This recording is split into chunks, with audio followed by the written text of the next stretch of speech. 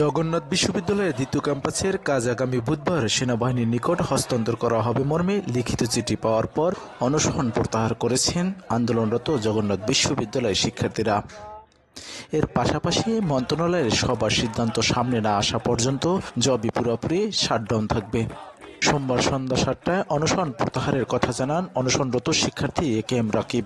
তিনি বলেন, আমাদের 3টি দাবির মধ্যে 2টি দাবি পুরোপুরি মেনে নিয়েছে, বাকি একটি আলোচনা সাপেক্ষে মেনে নেওয়া হবে। লিখিত চিঠি পাওয়ার পর আমরা অনশন প্রত্যাহার করছি। তবে মন্ত্রণালয়ের সবার সিদ্ধান্ত সামনে না আসা পর্যন্ত আমাদের শাটডাউন কর্মসূচি চলবে। আমরা এই মূলা আর দেখতে চাই না, এজন্য আমরণ অনশনে বসেছি। গতকাল থেকে আজ পর্যন্ত আমাদের 14 জন ভাই, এখনো আমার পাশ থেকে একজন চলে গেল হাসপাতালে, ঢাকা মেডিকেল, ন্যাশনাল মেডিকেল, কাকরাইলে একটা হাসপাতালে আমাদের একজন ভাই ভর্তি আছেন, 15 জন ভাই হসপিটালাইজ।